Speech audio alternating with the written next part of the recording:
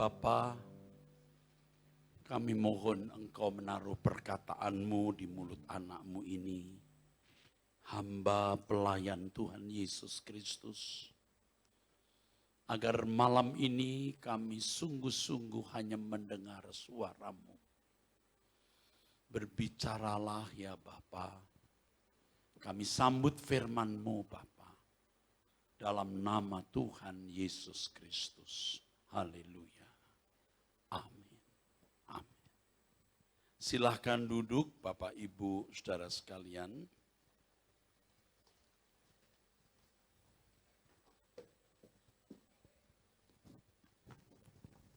Tema pemberitaan firman Tuhan pada malam ini adalah spiritual war, perang rohani atau perang di dalam roh. Tidak sedikit orang-orang Kristen yang memahami peperangan rohani ini dari aspek atau sudut pandang mistik atau mistis. Sebab bicara mengenai roh selalu dihubungkan dengan hal yang bersifat mistik. Saudaraku sekalian, saya tahu kalau bicara mengenai roh, ada unsur yang memang tidak bisa diurai dengan nalar pikiran secara umum. Bicara mengenai roh, memang ada unsur supranatural, artinya di luar natural, di luar natur umum. Tetapi kita harus memahami bahwa peperangan rohani itu sesuatu yang bisa dinalar. Walaupun ada unsur supranaturalnya, saudaraku. Tapi jangan menjadi mistik. Mistik artinya hal-hal yang tidak logis. Peperangan rohani itu ada unsur dan memang harus logis. Sebab kalau tidak logis, kita tidak bisa mengantisipasi musuh kita. Kita tidak tahu bagaimana proses peperangan rohani itu berlangsung.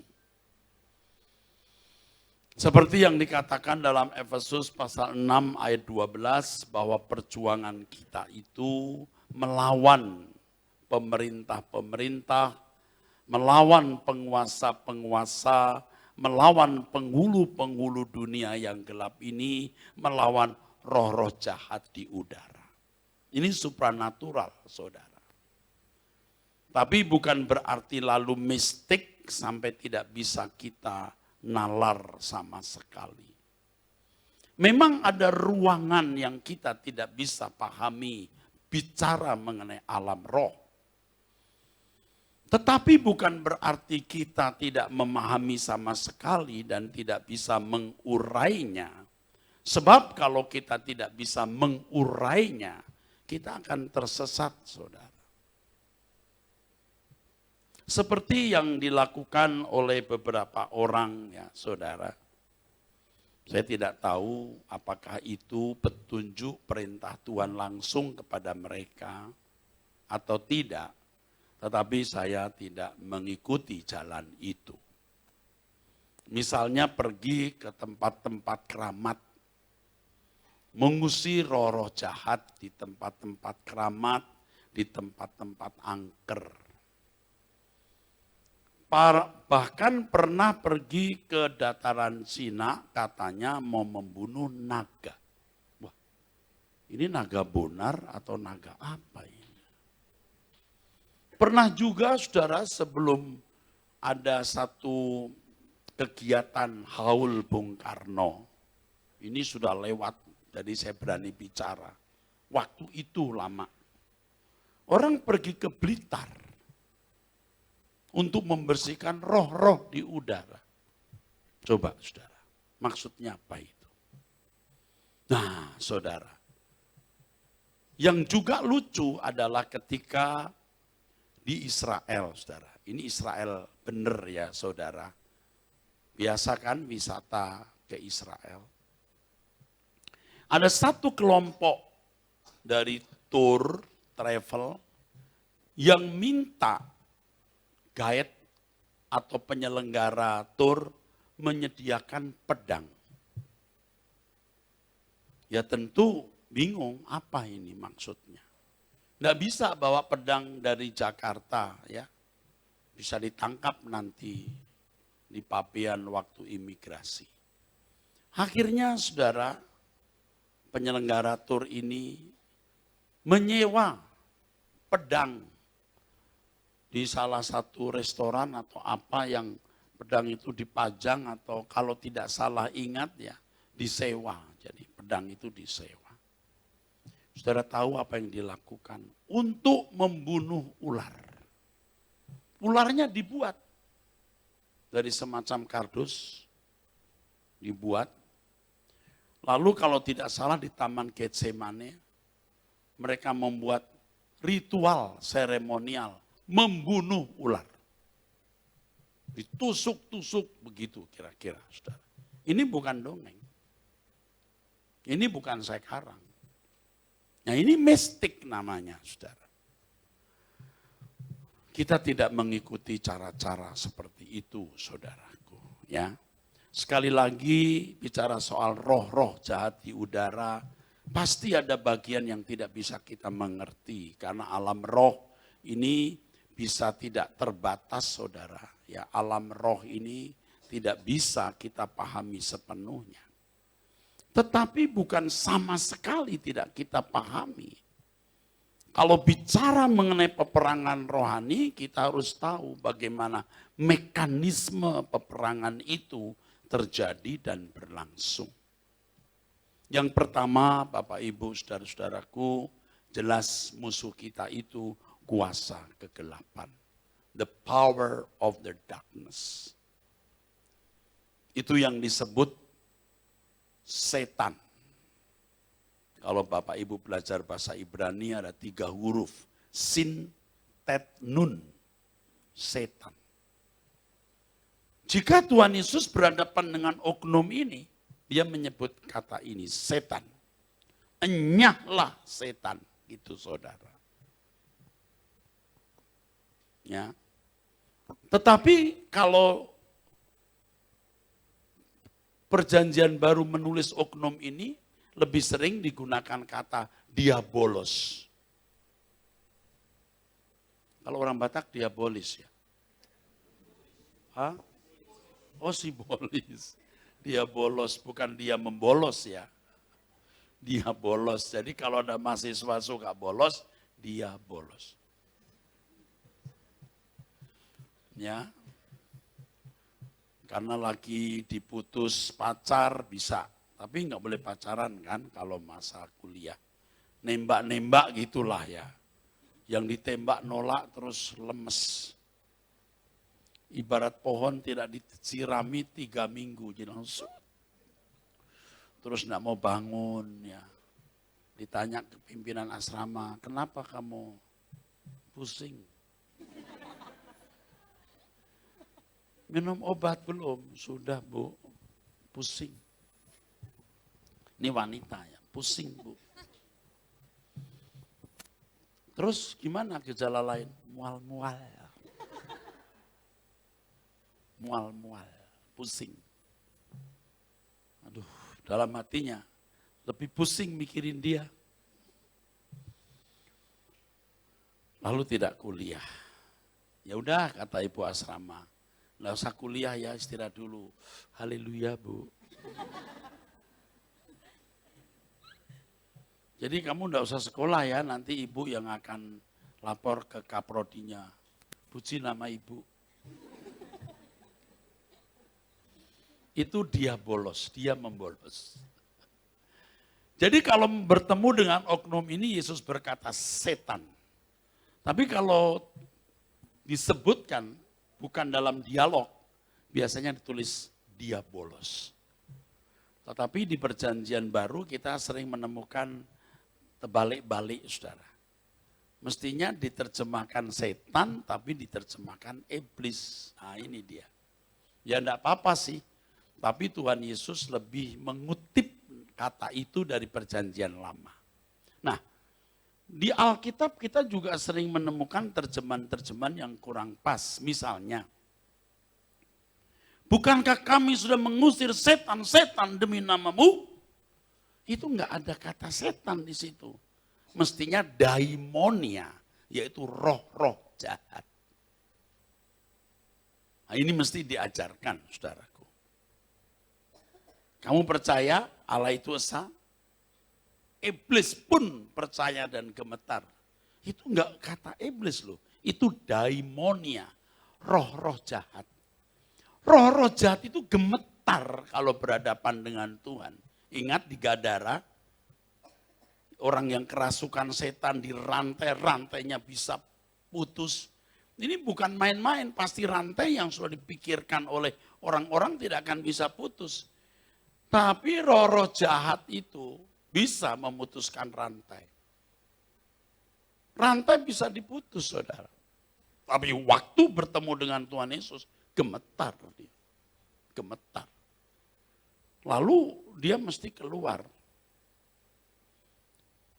Gemetar, lalu mau keluar. Dia minta izin masuk ke babi. Berapa ribu? Ribuan masuk ke babi. Babi masuk ke rawa. Harga daging babi naik. Wes jadi krisis daging babi. Coba kalau itu misalnya Danau Toba, nyemplung.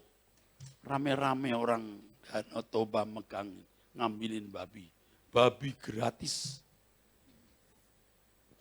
Itu roh-roh jahat gemetar. Kalau iblis tidak gemetar. Dia berkata, hai kamu anak Allah. Kalau kamu anak Allah, rubah ini batu jadi roti. Kurang ajar enggak? Dia bisa membawa Yesus juga ke tempat tinggi dan menunjukkan keindahan dunia. Lalu berkata, kalau kamu ya menyembah aku, kurang ajar kan? Ini iblis. Jadi harus bisa membedakan antara roh-roh jahat dan iblis. Jangan main-main, saudara. Roh-roh jahat itu kalau masuk di dalam diri orang kita usir dalam nama Yesus. Jet keluar. Memang ada roh jahat yang bandel, saudara. Dalam Yesus keluar. Pura-pura keluar. Nah ini Bapak Ibu yang belajar pelayanan pelepasan, itu ya. Kita sudah sering gitu. Kita bukan sering, sering sekali gitu ya. Keluar.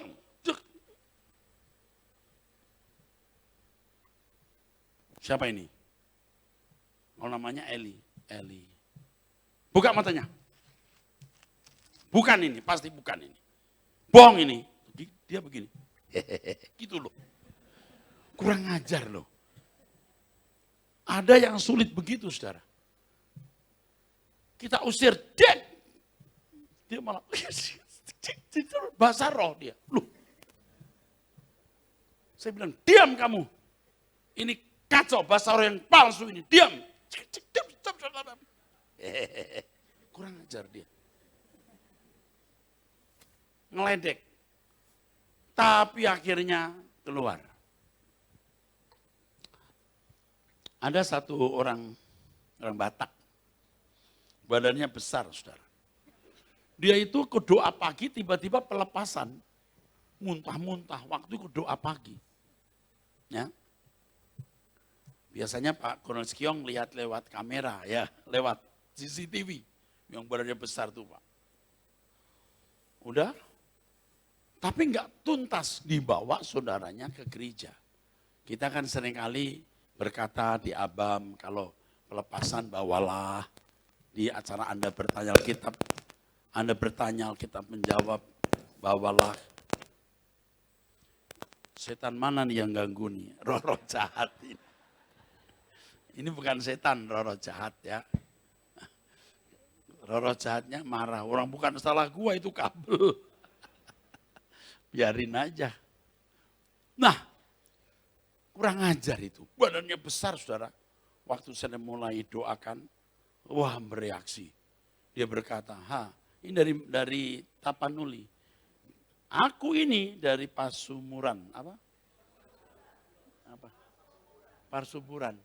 Aku Parsuburan, karena di situ. Saya ini banyak gurunya, kita belajar. Apa itu? Ngeledek saya. Apa? Wah, tersinggung saya. Saya bilang, Sibo, Omruk. Marah saya. Diam kamu, aku marah ini. Dia ngeledekin saya. Alah apa, saya udah banyak belajar ilmu, kamu apa? Wah, saya bilang aku buat kamu nanti menangis seperti anak kecil. Saya bilang Tuhan kirim api dari surga. Bakar, jatuh dia. Saya kadang-kadang tuh begini, kamu lihat apa ini? Apa kamu lihat? Palu. Rasakan, dalam Yesus, jatuh lagi. Serius. Ini Bu Sarah ini sering ikut saya ya Bu Sarah. Terus saya ambil palu yang lebih besar. Bapak beri palu lebih besar. Dia, saya gini. Dia gini. Oh! Nah ini pelayanan pelepasan mesti diajarin ini. Saya pukul dalam Yesus, dia jatuh. Ini serius. Terus saya tanya ini, kamu lihat apa di belakang saya? Malaikat. Terus saya gini. Ternyata ilmu saya gak ada apa-apanya. Itu roh jahat. Itu roh jahat. Begitu saudaraku. Nih kalau teman-teman di Jakarta sering kali lihat nih. Dari jauh saya berkata, dalam nama Yesus. Jatuh. Tapi yang namanya iblis, gak gampang begitu. Iblis itu licin, kuat, cerdas, tahu momentum bagaimana merusak hidup orang. Nah kalau cuma kemasukan lalu orang mendelik begitu, diusir dalam nama Yesus keluar. Tidak ada dampak yang berarti. Apalagi roh-roh jahat, ya ini bukan iblis, roh jahat yang bikin daun bisa bergoyang-goyang gitu. Malam hari lewat di pohon beringin terus bluk. Setan begitu itu, setan gelandangan. Roh jahat gelandangan itu.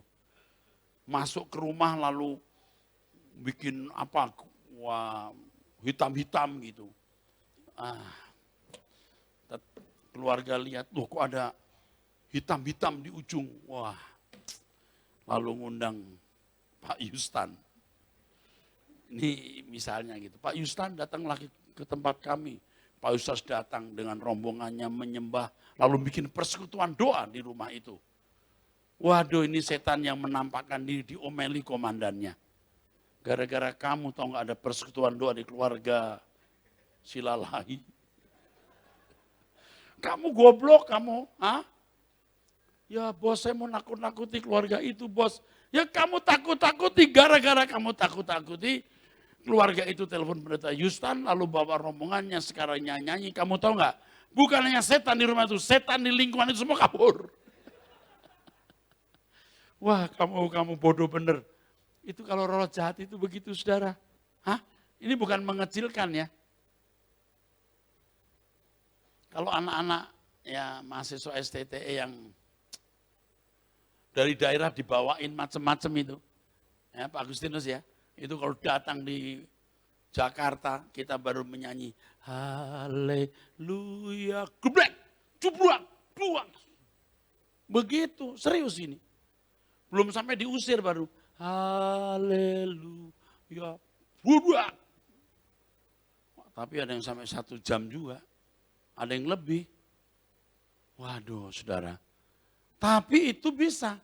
Tapi kalau roh jahat, kalau iblis tidak gampang.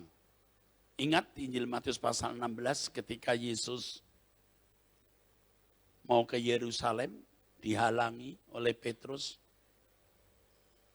Yesus berkata, "Enyah iblis." Iblisnya di mana? Di pikiran.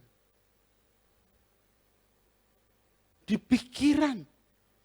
Petrus sendiri tidak sadar dia kesetanan, dia keiblisan, saudara. Petrus kan dekat Tuhan Yesus, Bapak Ibu. Selalu bersama dengan Tuhan Yesus. Setan bisa ada di dalam pikirannya, bertengger di situ. Yudas begitu akrab dengan kuasa kegelapan sampai iblis bisa berbisik padanya. Berbisiklah iblis. Sampai enggak bisa balik lagi dia. Balik bener enggak bisa. Ini namanya sampai titik point of no return. Enggak bisa balik. Setan yang berbahaya itu, setan yang membangun konsep di dalam pikiran kita. Bisa dalam bentuk konsep berpikir yang membuat orang materialistis, gila hormat, atau menempel di dalam dagingnya terkait dengan daging, yang terkait dengan kuliner dan seks. Saudara harus bisa melihat adanya pangkalan atau foothold di dalam diri kita. Kalau Alkitab berkata jangan beri kesempatan kepada iblis, itu iblis. Itu bahasa aslinya topon, pangkalan, foothold, tempat berpijak. Hati-hati ya anak-anak muda, kamu mahasiswa, kamu lihat apa yang tidak pantas. Film jorok, itu di sini jadi pangkalan. Mungkin bukan film porno, tapi film yang ada ciuman-ciumannya. Membuat di dalam pikiranmu pangkalan. Nanti kalau punya kesempatan berbuat dosa, sudah ada pangkalannya itu. Kesempatan berbuat dosa, berbuat. Sekali berbuat, menjadi ikatan di dalam daging. Dan nagih. Nagih. Kan tidak sedikit pendeta hamba Tuhan yang melewati tahun-tahun, dia bisa menjaga kesucian, menjaga moral, karena ya kalau berbuat pelanggaran nanti malu, nanti didisiplin, bangkrut gereja, jangan bikin dosa. Tapi enggak mati. Lihat gadget, loh kok ada yang buka-buka baju, masih mau lihat. Bahaya, jangan dilihat. Membuat pangkalan. Tadi saya katakan iblis tahu momentum, tahu. Saat yang tepat. Loh kok dapat pengerja, bujangan, cantik, nurut. Di situ Anda punya kemungkinan satu, jatuh dalam dosa. Dua, membunuh. Atau menghancurkan pangkalan itu atau membunuh spirit itu. Jadi jangan memberi peluang kepada iblis. Karenanya tiap hari mendengar firman yang benar. Dua, berdoa. Kita menghancurkan semua pangkalan. Apakah sederhana begitu, Pak? Enggak. Enggak begitu. Jadi kalau kelemahan saudara itu misalnya temperamental, emosi gitu. Anda berdoa pada pagi, Anda sudah mendengar firman. Justru ketemu orang yang membuat Anda marah. Anda dikhianati orang, dihina, dijelek-jelekan. Nah, di situ Anda harus belajar untuk menghancurkan pangkalan. Kalau tidak ada pencobaan, tidak bisa menghancurkan pangkalan. Katakan amin. Kelemahanmu seks. Justru akan ketemu kesempatan melakukan dosa. Terkait dengan seks, perzinahan atau percabulan. Kita harus menolak. Tidak. Seperti sakau. Karena di dalam daging kita mewarisi gairah orang tua plus lingkungan. Harus dihancurkan lewat penyangkalan diri seperti itu. Ini baru namanya spiritual war, real spiritual war. ya saudaraku. Jadi di dalam diri kita ini masih banyak pangkalan. Lihat orang baik-baik, begitu dia menjadi pendeta besar, punya kesempatan berebut jadi ketua wilayah, dia berebut. Jadi ketua BPD, dia berebut. Wah kalau bisa nanti jadi anggota BPP, wah kalau bisa jadi ketua sinode, itu setan.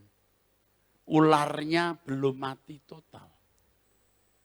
Maka seringkali Tuhan menghancurkan monster di dalam diri kita itu lewat persoalan berat. Kemiskinan yang panjang, keadaan diinjak-injak orang. Itu protek Tuhan untuk kita. Oh, tepuk tangan, haleluya. Ya, ini kalau seminar peperangan rohani saya akan panjang dan detail. Tetapi karena ini ya khotbah Natal dan juga banyak orang-orang muda, saya harap apa yang saya jelaskan ini bisa dimengerti. Kalau Alkitab berkata Tuhan tidak membiarkan kamu dicobai melampaui kekuatanmu. Siapa yang mencobai kita? Ya kuasa kegelapan ini, iblis. Tapi kok jatuh juga ya Pak? Karena tidak berjaga-jaga. Mestinya kalau Anda berjaga-jaga, menghadapi kopral menang. Ketemu lagi mayor menang. Ketemu kolonel menang. Sampai ketemu jenderal bintang 1. Menang terus.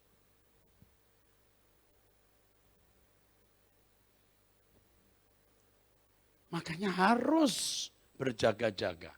Dulu waktu saya menjadi kepala asrama ya, Pak Merlin tahu ya, saya ini galak banget dulu ya. Sekarang udah bertobat, artinya lebih tua. Tempeleng bener saudaraku. Benar. Pagi-pagi saya turut berdoa. Ikut berdoa. Bangunin. Bawa kayu. Tak. Wah udah bangun. Tapi ada yang gak mau bangun. Lagi kita doa dia masih tidur. Wah saya turun. Loh kok di sini? Kok gak doa? Iya Pak. Roh berkehendak tubuh lemah. Loh daging lemah. Roh berkehendak daging lemah. Waduh. Dia ambil tuh ayat firman Tuhan. Dia pikir saya tidak pernah dengar ayat itu. Dia ngajari orang tua. Ya Pak, roh berkehendak daging lemah. Loh, kamu hanya mengambil ayat itu nak. Baca berikutnya. Oleh sebab itu berjaga-jagalah. Enak loh main pungut ayat. Roh berkehendak daging lemah Pak. Maka berjaga-jaga. Pendeta yang rajin berdoa sulit jatuh dalam dosa. Bisa, tapi sulit. Sampai enggak bisa. Serius. Karena Tuhan akan terus koreksi pikiran kita. Jadi ketika kita, kenapa ya saya kok dikhianati orang ini? Sebab kamu masih punya kemarahan yang tidak perlu kamu ledakkan. Kemarahan kudus boleh. Karena kamu masih gila hormat, gampang tersinggung. Kamu ditindas, direndahkan orang. Tuhan mau menghancurkan semua pangkalan itu. Kalau respon kita salah, waduh, rusak saudaraku.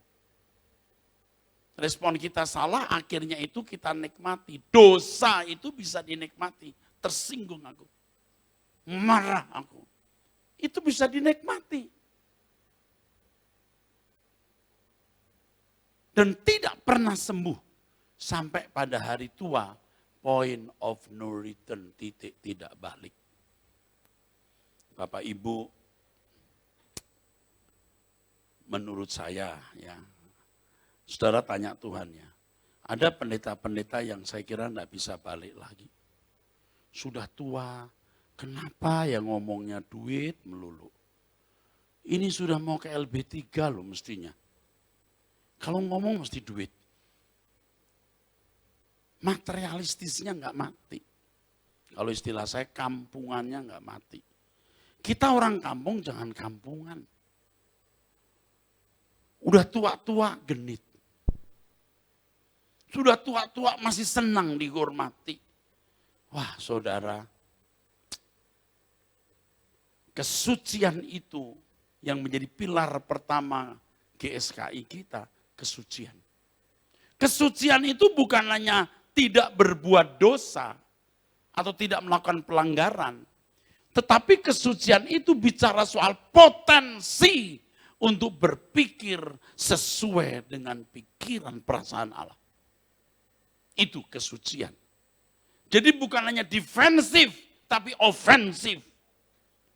Mengerti apa yang Tuhan kehendaki untuk kita lakukan. Kalau dulu kita itu defensif, kita bertahan supaya jangan berbuat dosa. Tapi nanti kita ofensif, kita buat banyak hal yang menyenangkan Tuhan. Sampai kita tidak bisa berbuat dosa lagi. Katakan amin. Bagaimana bentuknya? Masing-masing orang beda, saudaraku. Tetapi pada intinya, benar-benar apa yang kita ucapkan, kita lakukan, kita renungkan, kita pikirkan, selalu sesuai dengan pikiran dan perasaan Allah. Saya kira kalau di GSKI akan sering mendengar kalimat-kalimat seperti ini. Dan saya harap saudaraku, ini bukan hanya menjadi pengetahuan, tapi terimplementasi, konkret, kita alami dalam hidup ini, saudara-saudaraku. Ini pesan Natal pada malam ini. Amin. Mari kita bangkit berdiri, saudaraku.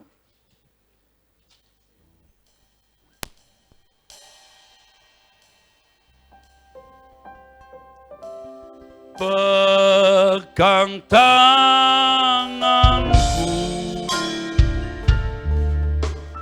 pegang tanganku, janganlah Tuhan lalui.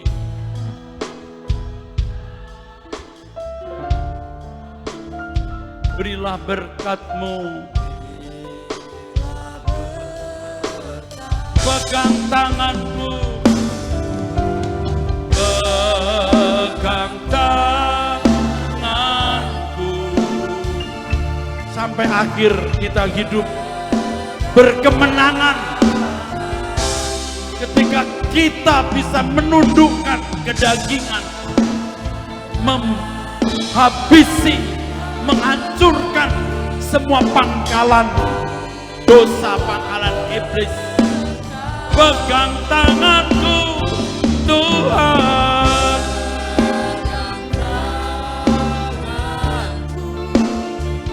Bapa kami,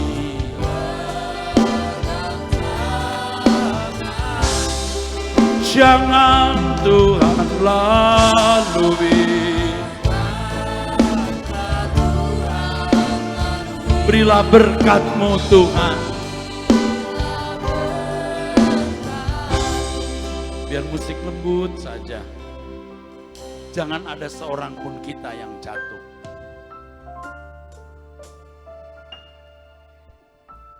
Jangan ada seorang pun kita yang terhilang.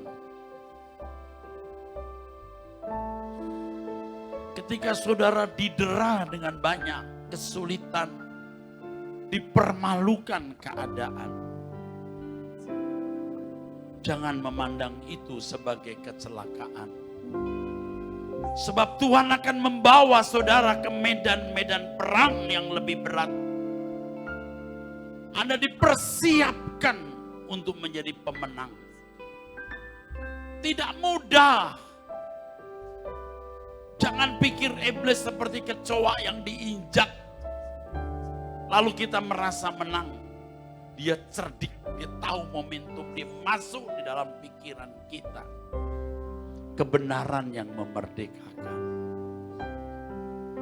Jangan malas berdoa. Selalu beri waktu untuk bertemu Tuhan.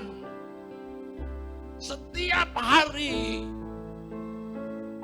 bertemu Tuhan. disitulah engkau mendapat kekuatan. Pegang tanganku, Bapak Pendeta Dr. Agustinus, saya minta berdoa. Pegang tanganku Tuhan, pegang tanganku,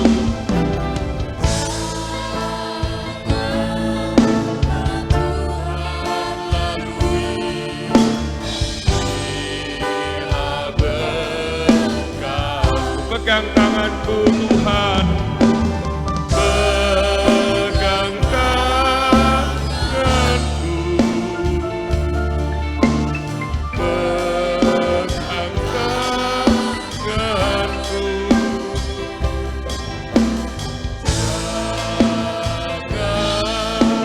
janganlah Tuhan lalui, berilah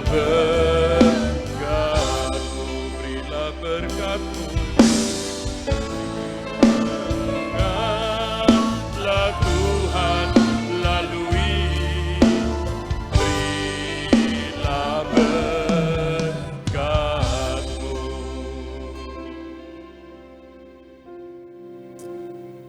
Hamba-Mu sudah berhenti berbicara, tetapi nasihat firman-Mu yang begitu indah bagi kami semua ya Tuhan. Tentu hal ini sangat berharga dan bernilai bagi kami.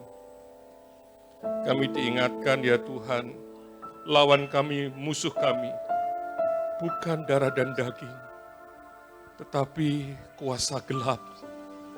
Setan iblis yang ingin senantiasa mengganggu kehidupan kami, yang senantiasa berusaha